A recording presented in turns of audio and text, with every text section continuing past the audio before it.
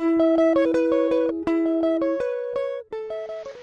à tous, j'espère que vous allez bien. Donc aujourd'hui on se retrouve pour une nouvelle vidéo dans un nouvel endroit pour changer un peu, voilà tout simplement. Donc je voulais aujourd'hui vous faire la vidéo fille au père et si c'était à refaire, parce que en me baladant sur mes anciennes vidéos, j'ai remarqué que les vidéos que j'avais faites au sujet de filles au père, c'était celles qui étaient largement les plus vues, les plus commentées sur ma chaîne. Donc ce sujet vous plaît énormément et vous intéresse, donc j'ai décidé de revenir un peu là-dessus aujourd'hui pour vous, donc pour faire une vidéo un peu si je devais repartir, est-ce que je le ferais, pourquoi, etc.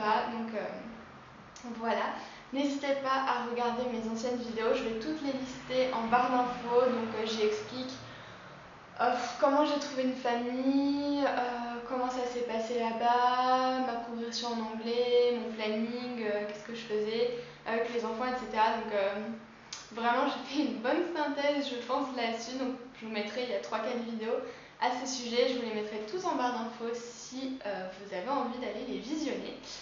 Parenthèse fermée. Donc si c'était à refaire, je pense que je le referais. En fait cette vidéo m'est un peu inspirée d'une copine qui est aussi blogueuse et youtubeuse, mais depuis très peu, donc je vous mettrai ces informations en dessous. Et en fait elle va bientôt partir, enfin bientôt, à la rentrée prochaine en tant que fille au père. Et du coup elle me posait des questions et à ce sujet-là et tout, donc ça m'a fait un énorme flashback de moi-même quand je m'apprêtais à partir. Donc franchement je me suis posé la question, mais si je devais partir de nouveau, est-ce que je le ferais? Et la réponse est totalement oui, parce que ça a vraiment été pour moi comment dire, une claque. Je peux pas trop dire autrement. Ça a vraiment été une expérience formidable qui m'a apporté mais tellement de choses que j'aimerais bien repartir. Mais je pense que si je repartais, il y a pas mal de choses qui changeraient parce que déjà je sais comment ça se passe, etc. Donc j'aurais moins d'appréhension. Enfin, forcément j'aurais de l'appréhension si je vais repartir. Et à mon avis, si je devais repartir, quand est-ce que ce serait? Je pense que le bon moment pour partir comme ça, c'est de faire une vraie césure entre plusieurs phases scolaires, j'ai envie de dire. Donc plutôt type après le bac, après la licence, voire après le master. Je pense que ce sont les meilleures périodes pour vraiment faire un break. Et donc voilà, si je devais repartir, à mon avis, ce serait après ma licence 3 ou après mon master. Maintenant que je parle de tout ça, peut-être que je vais y penser, je ne sais pas encore. Bref, mais je pense que je ne ferai pas certaines erreurs que j'ai faites. Déjà, je me renseignerai mieux sur la situation de ma famille d'accueil. Donc, situation, je ne parle pas de situation financière, je parle de la situation géographique, parce que là où j'étais la dernière fois, c'était vraiment un trou perdu dans la campagne, ce qui avait ses charmes des fois, mais qui avait aussi pas mal d'inconvénients. Donc je me renseignerai plus là-dessus pour ne pas me faire avoir par l'emportement et ne pas bien me renseigner.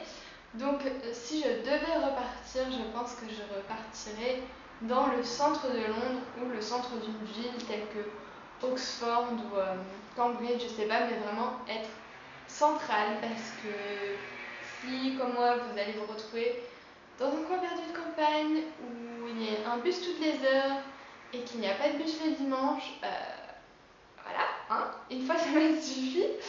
Donc déjà ça. Ensuite, je pense que je ferai plus attention à ma vie sociale parce que, comment dire, j'ai pas vraiment eu l'occasion de me lier d'amitié avec beaucoup de personnes lors de ma première expérience de fille au père, encore une fois parce que j'étais éloignée et ça je le regrette pas mal. J'avais lié connaissance avec plusieurs personnes qui étaient dans mon école où je prenais des cours d'anglais, sauf qu'elles se retrouvaient toujours le soir pour aller boire un verre ou pour aller en boîte ou quoi. Et moi c'était juste pas possible à cause des contraintes du bus et de l'éloignement, et revenir seule à minuit dans un bus au fin fond de la campagne, c'est pas trop l'idéal. Donc ça j'avais un peu du mal au point de vue solitude et de pas sortir assez, enfin par Donc déjà je ferai vraiment attention à ça, à ne pas refaire les mêmes erreurs, donc choisir une famille qui habite vraiment dans une ville, à l'intérieur d'une ville, et donc de pouvoir voir plus de monde, etc. Me lier plus d'amitié avec des personnes étrangères, parce que ça pareil, je n'ai pas vraiment eu l'occasion, c'est que je regrette un peu parce que on est un peu là pour ça à la base, donc ça aurait été assez cool. Je pense que je referais aussi si j'étais amenée à repartir un examen d'anglais parce que je pense que l'examen d'anglais que vous passez quand vous êtes fille au pair, ça valide le niveau que vous avez pu gagner et acquérir. Plutôt faire un examen en fin de séjour pour voir un peu où vous en êtes, ce que ça vous a apporté. Normalement, si vous partez en tout cas en Angleterre, vous avez la possibilité de passer un examen de Cambridge ou que ce soit l'IELTS, qu'importe, pour mesurer votre niveau et pouvoir également éventuellement partir plus tard dans une université à l'étranger. Donc, ce qui est plutôt pas mal, n'est-ce pas? Donc voilà, si je repartais, je passerais aussi un examen, sachant que moi j'en avais passé un qui était l'IELTS que j'avais réussi. Donc je pense que c'est super important de faire ça parce que ça valide votre niveau en anglais et quand vous partez à l'étranger, le but c'est de progresser. Donc avoir quelque chose qui va vous permettre de vous évaluer, c'est juste super cool et pratique.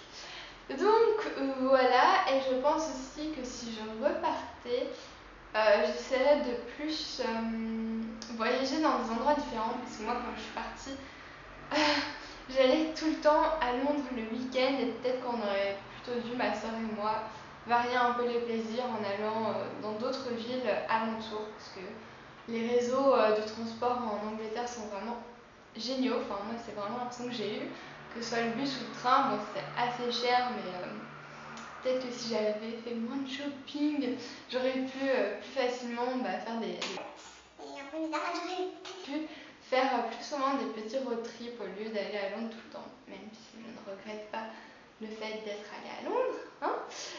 Mais voilà, je pense que j'aurais changé ça aussi et peut-être visiter plus de choses dans ma ville plutôt que les magasins. Voilà. Donc il y a pas mal de choses, je pense que si je repartais, je changerais. D'abord au point de vue de la famille, de plus me renseigner, d'en choisir une qui me convienne peut-être mieux. Et ensuite au point de vue culturel, des activités que j'aurais faites, peut-être que j'aurais un peu dû plus varier la routine, etc.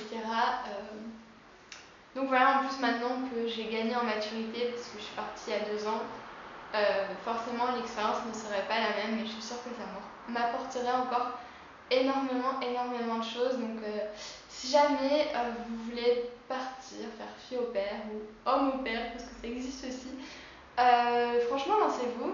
Encore une fois, je vous conseille de regarder les vidéos que j'ai faites à ce sujet, qui seront en barre d'infos, parce que j'explique vraiment tout dans les moindres détails. Je sais que là, l'été approche et qu'il y a pas mal de personnes qui se renseignent pour partir justement. Donc je pensais que ça peut être une bonne idée d'en reparler un petit peu sur ma chaîne. Peut-être que vous avez des questions. Si vous avez des questions, peut-être que je ferai une foire aux questions spéciale fille au pair. Donc voilà, si jamais vous avez des questions, des trucs à me demander à ce sujet, dites-moi tout dans les commentaires juste ici. Peut-être que ça me donnera l'occasion de faire une vidéo pour y répondre. Voilà, je pense que c'est à peu près tout ce que j'avais à dire. Oui, c'est tout ce que j'avais à dire, voilà. J'espère que cette vidéo vous aura plu, je vous fais vraiment plein de bisous et je vous dis à la prochaine.